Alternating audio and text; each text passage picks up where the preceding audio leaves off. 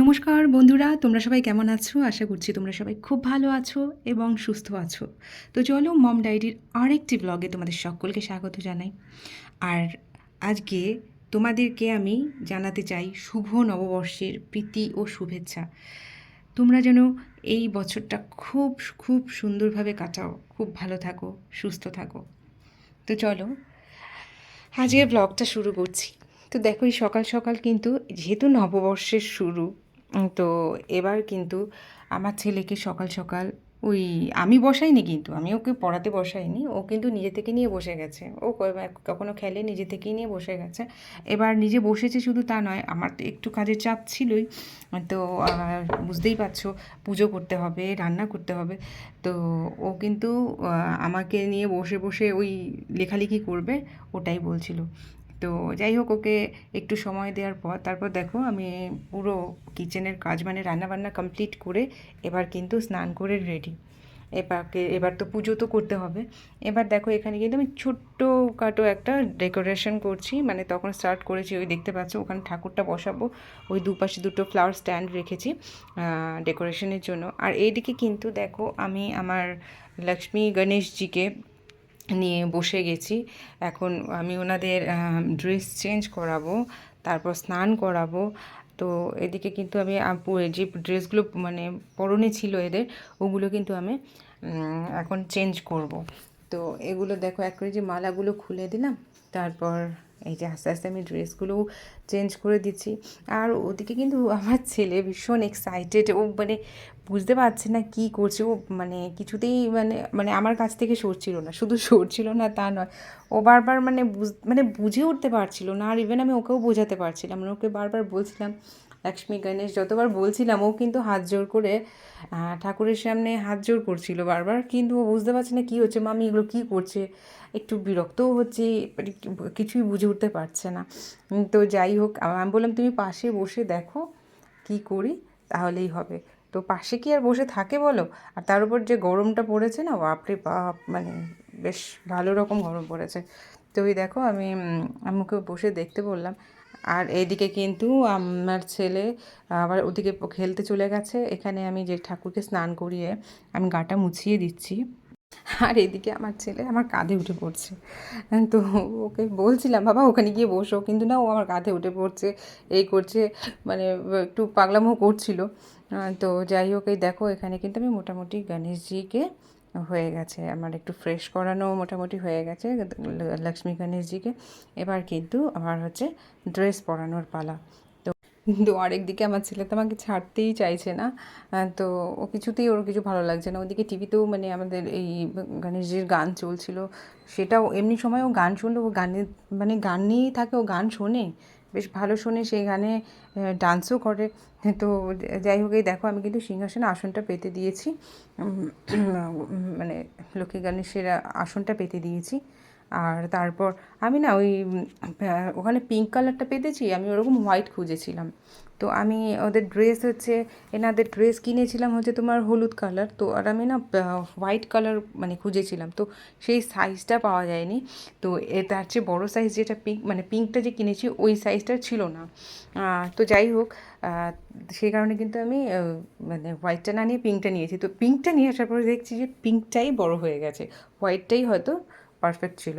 তো যাই হোক, এরপরে দেখো এই যে লক্ষ্মী গণেশের ড্রেস দেখতে পাচ্ছ, এটা কিন্তু দুজনের ড্রেসই আমি সেম কালার কিনেছি, হলুদ আর লাল চুমকির কম্বিনেশন, মানে সবুজ আছে, সবুজ সুতো আর লাল চুমকি দিয়ে। আমার এই ডিজাইনটাই বেশি ভালো লাগছিলো, আমি হলুদ কালারের মানে হলুদ কালারের ড্রেসই খুঁজছিলাম। তো আমি গণেশজিটা খুঁজছিলাম অরেঞ্জ কালার, বাট আমি পাইনি। তো সে কারণে দুজনেরটাই আমি হলুদ কালার নিয়েছি। প্রত্যেকবারই আমি পুজো করি, তো আমি দুজনের যে ড্রেসের কালারটা হয় কম্বিনেশন করে, যেমন হয়তো হলুদ, একজনেরটা হলুদ আর একজনেরটা লাল, এমনি করে করি। কিন্তু এবার আমি দুজনের আমাদের লক্ষ্মী গণেশ দুজনের জন্যেই কিন্তু আমি হলুদ কালারটাই চুজ করেছি। তো দেখো আমি কিন্তু নতুন ড্রেস পরিয়ে দিয়েছি আমার লক্ষ্মী গণেশজিকে। তারপরেই দেখো এরপর কিন্তু এই যে ছোট ছোট দুটো গলার গলার মালা পরিয়ে দিলাম। আর ওই যেগুলো কাপড়ের থাকে ওগুলোও বেশ সুন্দর, ওগুলো গতবারেরটা ওটাই ছিল। তো ভাবলাম না সেম সেম না, এবার একটু অন্য কালার তাহলে হচ্ছে ম্যাচ হয়ে যাবে। এটাও ওই লাল হলুদ লাল কমলা আর কি, লাল অরেঞ্জ কালারের ওই পুঁতি দিয়ে করা। আর তারপর দেখো এই যে আমি মোটামুটি কিন্তু পরিয়ে দিলাম। মালাগুলোর সাইজ মানে এটাই সবচেয়ে ছোট, কিন্তু এটাও আমার মানে লক্ষ্মী গণেশের জন্য এটাও একটু মানে বড় হচ্ছিলো, তো বেঁধে দিতে হয়েছিল পেছনে সুতোটা।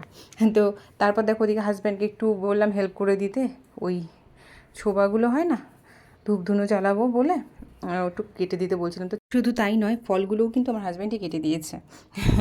তো ওই সব মোটামুটি আমার হাতে হাত লাগিয়ে মোটামুটি হেল্প করে দিয়েছে। আর এদিকে দেখো আমি পুষ্পপত্র মোটামুটি কিন্তু সাজানো প্রায় কমপ্লিট। এই তো চন্দনটা ঘষে নিলে কিন্তু মোটামুটি রেডি। আর শেষে আমি প্রদীপটা পুষ্পপত্রে রাখবো, পুষ্পপত্র মিন্স আরতির থালাতে রাখবো। তারপর দেখো এখানে চন্দন ঘষা মোটামুটি রেডি। এবার কিন্তু আমি লক্ষ্মী গণেশজিকে ফার্স্টে আমি চন্দনটা পরাবো, আর ফুলে কিন্তু একটু চন্দনও ছিটিয়ে দিয়েছি। এখানে দেখো মোটামুটি এই যে পরিয়ে দিচ্ছি চন্দন, আর তারপর হচ্ছে কিন্তু আমি সিঁদুরটাও পরিয়ে দিলাম। এই দেখো সিঁদুরটাও মোটামুটি পরিয়ে দিলাম।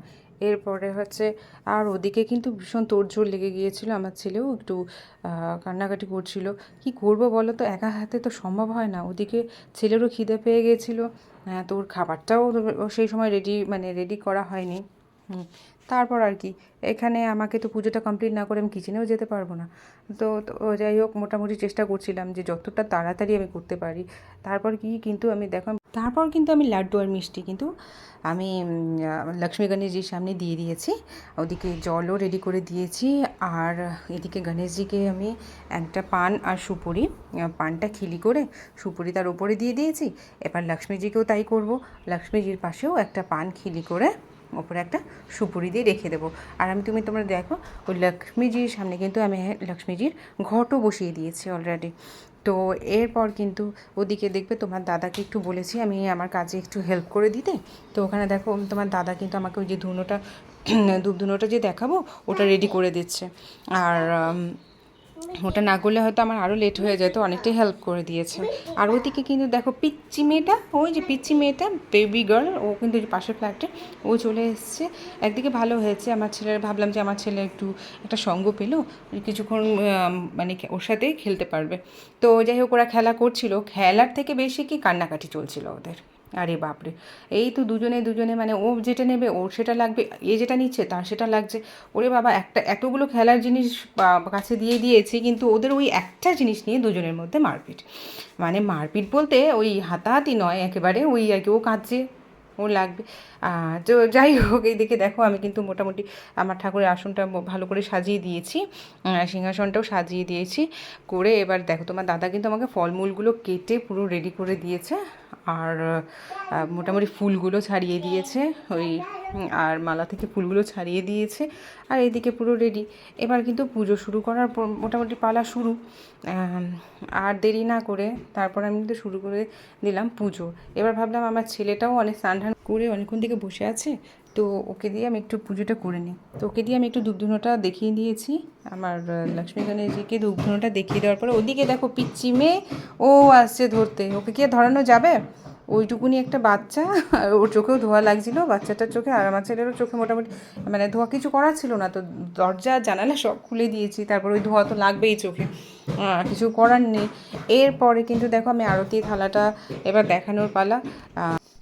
ওদিকে তো মানে আমার ছেলেও কিন্তু শেষে আমি অনেক ওকে বুঝিয়ে বাঁচিয়ে তারপর আমি বসিয়েও দিয়েছিলাম। এরপর আর কি মোটামুটি কিন্তু দেখো আমার আরতি দেখানো শেষ হয়ে গেছে। এরপর আমার ছেলে আমার না পাশে এসে কিছু একটা বলছিল বারবার, ও বলতে চাইছিল, আমি বুঝতে পারছিলাম না ও কী বলতে চাইছে। তো আমি পরে যখন আমি ভিডিওটা দেখি তারপর আর কী করে আমি মনে করবো, ওই টাইমে আমি যেহেতু পুজো করছিলাম, ও আমার পাশে এসে বারবার কিছু একটা বলতে চাইছিল। তো আর কি করা যাবে, সেটা আমারও আর মনে পড়ছে না। আর ওকে জিজ্ঞেস করলে ও বলতে পারবে না। তো তারপর দেখো আমি তখন আর কি যখন ঠাকুরকে প্রণাম করছিলাম, ও কিন্তু আমার পাশে এসে দাঁড়িয়েছিল। তাই আমি বললাম তুমিও তাহলে প্রণাম করো, ও এই ব্যাপারটা এই জিনিসটা করে। তারপরে দেখো এই যে দুটো পিচ্চি আর পুচ্চা, এই যে ওর বাবার কোলে উঠে গেছে ও। এবার ও তো ওকে বাচ্চাটাকে কোলে নিয়েছে, আর তখন আমার আর ছেলে ভালো লাগছিল না, তখন ভাবলাম না ওকে উঠিয়ে দিই। এই তোরকেও কোলে উঠিয়ে দিলাম। এদিকে দেখো আমার পুজোর শেষে আমার ঠাকুর মানে আমার গণেশজি আর লক্ষ্মীজি এর কেমন লাগছে দেখতে, পুরো যে সাজিয়েছি তোমরা জানাবে। আর এদিকে কিন্তু তারপর প্রসাদটা একটু খেয়ে তারপরে দেখো লাঞ্চের পালা, ছোলার ডাল, আলু পনির মটরশুঁটি দিয়ে একটি সবজি, আমের চাটনি ছিল, ফ্রাইড রাইস ছিল, ব্যাস। আর বাকি মানে ভিডিও করাই হয়ে ওঠেনি খাবারগুলো যে তোমায় দেখাবো। আর এদিকে দেখো সন্ধেবেলা ভেবেছিলাম একটু বেরোবো, ওরে বাবা এমন মানে ঝড়ঝাপটা বৃষ্টি শুরু হয়ে গেল। আর এইদিকে দেখো দুজনকে বিছানায় মানে কি বলবো মহাভারত চলছিল, ভীষণ উৎপাত করছিল। মানে মানে ওর বাবাকে যদি শুয়ে থাকতে দেখে, ওর বাবাকে কেন আমাকেও যদি শুয়ে থাকতে দেখে এই তো ওর শুরু হয়ে যাবে, কাউকেই শুতে দেবে না ঠিকঠাক করে।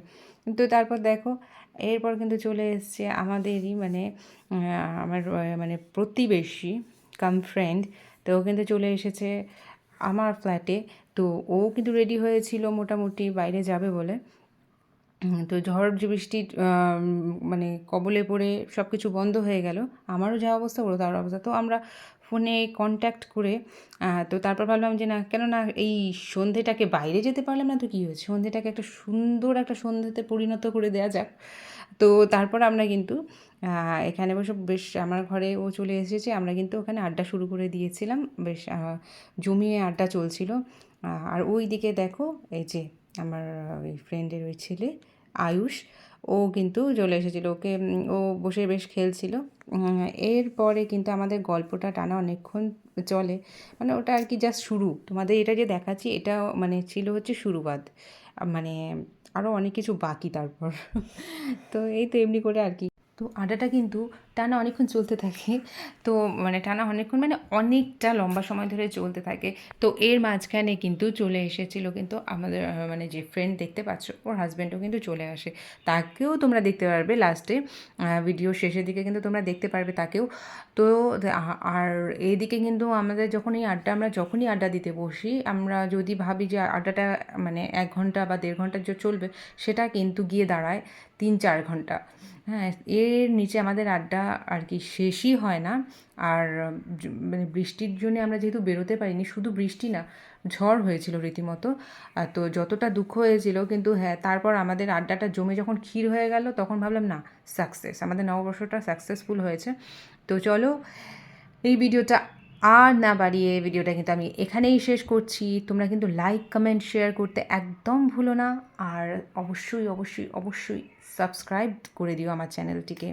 তো চলো নেক্সট ভিডিওতে দেখা হচ্ছে আবার, বাই বাই।